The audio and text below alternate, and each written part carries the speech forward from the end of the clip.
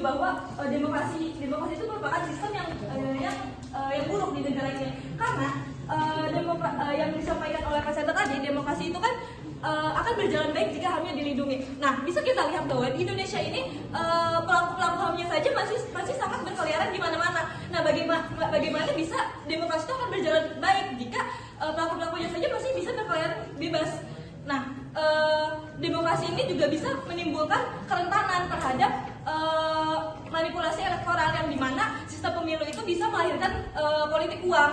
Nah, pemimpin-pemimpin yang dilahirkan dari pemilu itu tuh pemimpin yang didapatkan dari mereka yang mempunyai kekuatan dalam politik uang tersebut. Lalu juga masyarakat di sini pun kurang didengar oleh tirani-tirani demokrasi yang mendominasi sistem pemerintahan di dalam ini. Nah, Heun bilang kalau misalnya demokrasi itu untuk rakyat, oleh rakyat, dan kepada rakyat kan kembali. Nah, bisa dilihat dari jurnal Bung Ebi juga, yang aksi Kamisan yang dijelaskan oleh presenter tadi, itu kan salah satu bentuk demokrasi ya untuk menyelesaikan HAM di Indonesia ini. Nah, bisa kita lihat bahwa aksi Kamisan ini kan udah berjalan selama 17 tahun lalu, gak ada perubahannya. Nah, itu tuh bisa menunjukkan bahwa demokrasi di Indonesia ini tuh sangat tidak cocok gitu, karena ya gimana pemerintahnya aja tidak mendengarkan apa kata masyarakat tersebut. Jadi menurut kelompok pro sistem demokrasi di Indonesia itu memang sangat rentan, dan juga dia itu mengerjakan suara-suara minoritas, yang dimana kata Pak Bayu bahwa pemilihan suara yang paling yang paling bukan menguntungkan, pokoknya yang nggak menguntungkan itu adalah voting, yang dimana voting itu kan dia mengambil suara yang terbanyak, sehingga suara-suara minoritasnya itu diabaikan gitu, sehingga demokrasi ini tuh sangat buruk di negara ini, karena tidak mendengarkan apa yang diinginkan oleh masyarakat kecil, oleh suara-suara minoritas. Nah, Indonesia juga kan sebelumnya pernah menganut negara federal kan. Nah, menurut saya itu cocok dengan keadaan Indonesia yang memiliki banyak pulau-pulau dan juga daerah-daerah yang beragam, karena dengan Indonesia menganut sistem federal, daerah-daerah itu bisa fokus, bisa mengembangkan kebutuhannya sendiri. Jadi kayak yang dimana kita lihat bahwa Indonesia ini kan terpusat di Pulau Jawa ya. Selanjutnya kontra 3 dan tepat dimulai. Assalamualaikum warahmatullahi wabarakatuh. Shalom, sampai Om Swastiastu, nama budaya Islam kebajikan. Perkenalkan, nama saya Yulen Faiz dengan 3 ini terakhir pertemuan 9. Di sini saya mewakili tim kontra 3 yang menolak keras mosi pada hari ini. Di mana mosi pada hari ini menyatakan bahwa demokrasi adalah sistem terburuk saat ini dan juga mengkucilkan minoritas. Menurut kami, demokrasi adalah sistem terbaik pada saat ini. Kenapa? Karena demokrasi melindungi hak-hak masyarakat yang di dalamnya. Jikalau demokrasi seringkali dikaitkan dengan manipolitik ataupun manipulasi politik, itu adalah kesalahan individu, bukan kesalahan sistemnya atau implementasinya yang salah. Kalau kita lihat, demokrasi itu menjamin hak-hak minoritas, di mana dijamin pada Undang-Undang NRI 1945 yang berbunyi tiap individu berhak yang dimana itu menjamin kebebasan hak dan kesetaraan, dan juga lembaga Mahkamah Konstitusi yang dimana dia adalah menjamin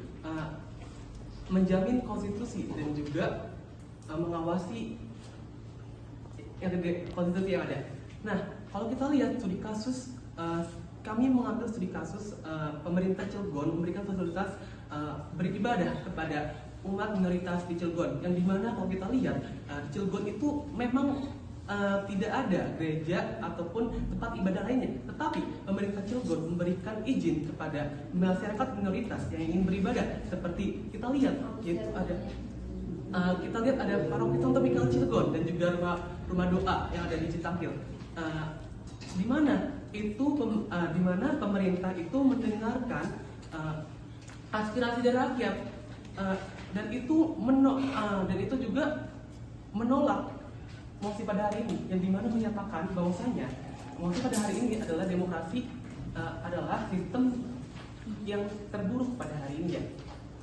Kalau kita lihat studi kasus tadi, pemerintah mendengarkan hak-hak minoritas, bukan hanya hak mayoritas, yang dimana hak minoritas mempunyai hak untuk beribadah, hak untuk beragama, dan hak untuk tidak bisa diganggu.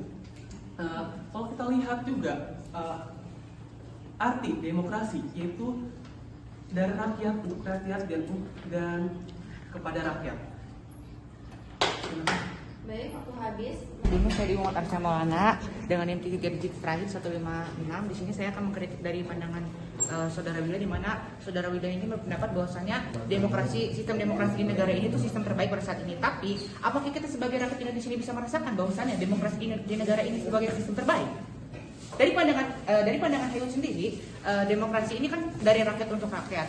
Tapi apakah kita dapat merasakan demokrasi di negara ini sebagai demokrasi terbaik? Di mana demokrasi di negara ini tuh banyak sekali mengalami yang namanya manipulasi politik uang, dan juga sering juga terjadinya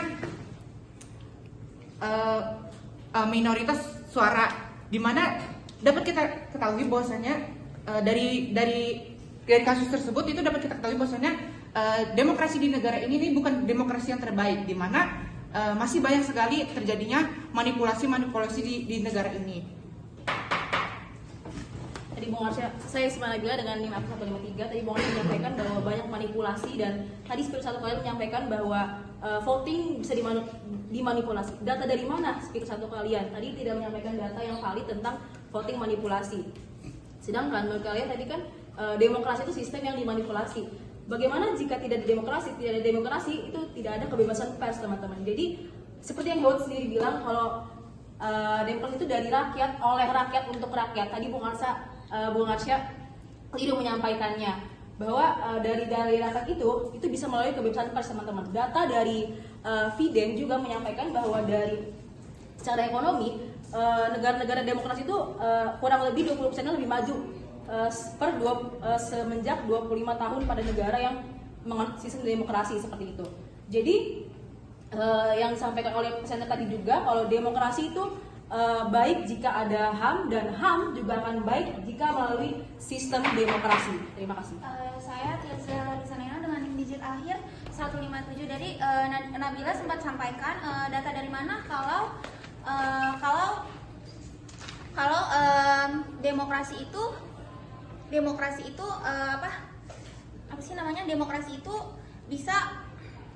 bisa ngejadi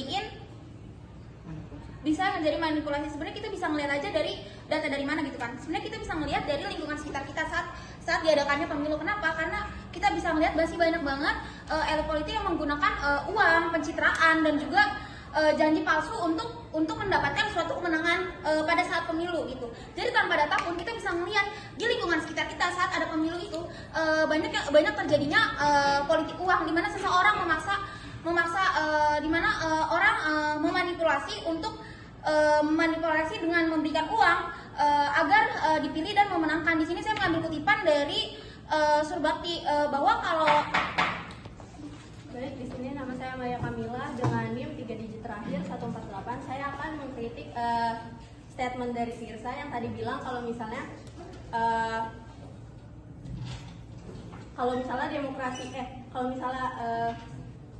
banyak elit politik yang menggunakan uang untuk menyogok gitu kan pas pemilu. Nah, kalau misalnya ini yang salah itu bukan demokrasinya. Jadi demokrasi itu bukan demokrasi terburuk di Indonesia. Yang salah itu elit-elit politiknya yang nyogok kita. Dan kitanya juga salah sebenarnya kalau misalnya kitanya punya pendirian yang kuat sama kayak punya analisis kritis soal Indonesia itu nggak bakal mau buat milih dia walaupun dikasih uang berapapun. Jadi yang salah itu elit politiknya, bukan demokrasinya. Nah, menurut data box dari yang saya temukan di internet tadi, indeks demokrasi di Indonesia itu mengalami peningkatan dari tahun-tahun sebelumnya. Jadi demokrasi itu nggak bisa dikatakan sebagai yang terburuk di Indonesia. Begitu.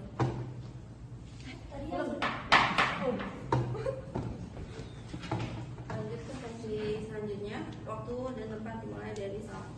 Tadi kan yang bilang Amalia bahwa politik uang itu karena aktor-aktornya, tetapi menurut Surbakti institusi itu harus harus sangat kuat dan aturan itu udah jelas. Kalau misalnya aktor-aktornya cuma karena aktor-aktornya yang aktor-aktor itu menyogok, itu berarti tetap salah di institusinya. Kenapa dia tidak dari awal menegur si aktor-aktor itu, dan itu justru membuat manipulasinya itu makin besar, bukan satu kasus saja loh. Industri. Saya sebenarnya ini sih ingin menyangka tentang pernyataan dari Ayu. Nah kan seperti yang dinyatakan oleh tadi tentang mengapa tidak hukumnya diperkuat. Nah kan sudah ada pasal 1 ayat 3 Undang-Undang 1945. Nah di mana di situ menyatakan bahwa Indonesia kan negara hukum ya.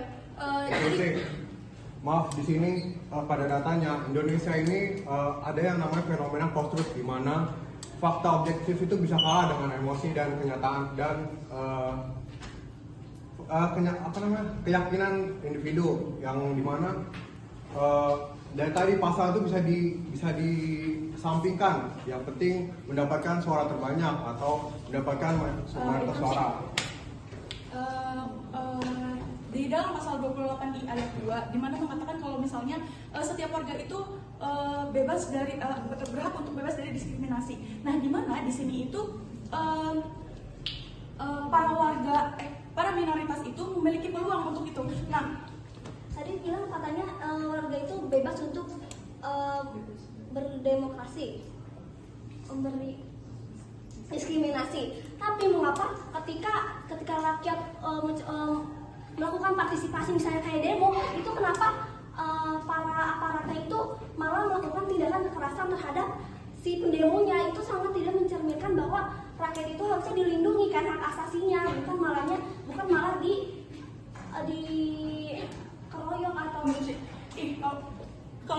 kalau misalnya tentang kekerasan dari aparat, itu tuh bukan kekerasan dari aparatnya, tapi melainkan Nah, kan tadi sesuai yang melanjutkan yang tadi, kan bisa pasalnya itu lebih dipertegas lagi oleh pemerintahnya. Dimana kan Indonesia juga kan sebagai negara dengan menganut ideologi Pancasila. Nah, dalam Pancasila itu kan ada oleh karena itu segala kebijakannya itu kan harus searus dengan hukum. Nah, oleh karena itu untuk mengatasi tadi manipulasi. Indonesia menganut dalam Pancasila sila kelima, yaitu keadilan sosial bagi seluruh rakyat Indonesia. Saya mengambil data dari jurnal Bung Ebi, di mana penolakan pembangunan gereja Cilegon yang merupakan contoh dari tiranitas atau pengerdilan suara minoritas, di mana